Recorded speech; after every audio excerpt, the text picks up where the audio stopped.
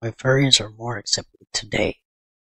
Well, there's a cloud hanging over the furry convention after police were called to a downtown Pittsburgh hotel. I feel like there's just less. A lot of people know more about what furries are, so it's not as like, oh, what is this thing? Like, of course, some people are like still kind of that way, but they know a lot more about like what furries actually are and stuff like that. So, as I'm sure you've all noticed, the furry fandom has become a lot more accepted in the media over the past few years. But the question that I'm sure everybody wants to ask is, why? Unfortunately, in the past, there were a lot of stories in the media depicting the furry fandom as a community full of only NSFW content. Although I'm not exactly sure where this misconception came from, it could have played into the popular theory of furries being related to zoos today. What I have noticed Oh yeah, I remember a lot of that.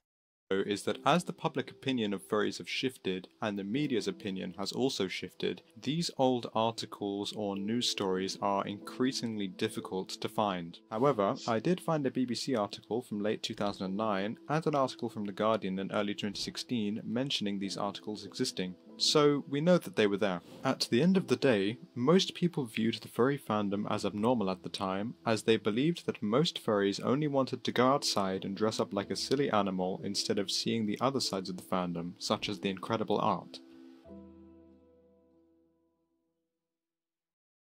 Thanks to a few content creators attempting to tell the public the truth behind the furry fandom, the public's attitude began to change, beginning to look at the fandom as a whole and realizing that it isn't what most of the media at the time was portraying it to be. This prompted even more videos to be released from these creators addressing the media's representation of furries, convincing even more of the public to take a look at the entire fandom for themselves instead of relying on only sensationalist stories. Over quite a short period of time, between 2019 and 2023, the general public's attitude began to change to more of a positive outlook on the furry fandom, instead of a mostly negative outlook.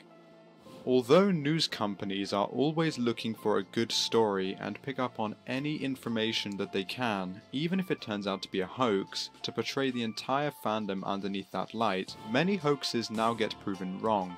And there are plenty of articles doing exactly Hey, took us for a siesta. that. I went to that one a week ago, actually. It was pretty fun. It's just a small. Um, there's a little bit less to do, but I feel like you were able to talk to more people that way.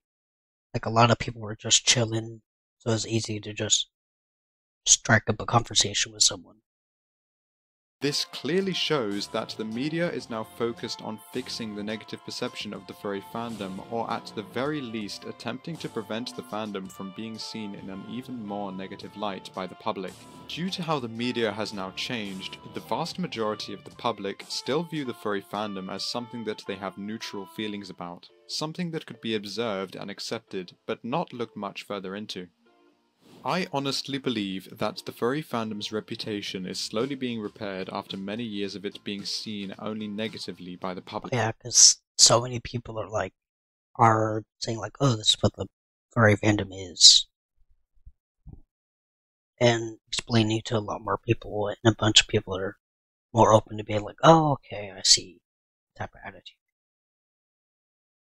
Some media companies are attempting to right the wrongs of the past and actively disprove hoaxes wherever possible. From here, I can only really see the furry fandom's perception in the public being improved over time. With any luck, this could help people feel like they can be more adventurous in the public and truly unleash their creative potential.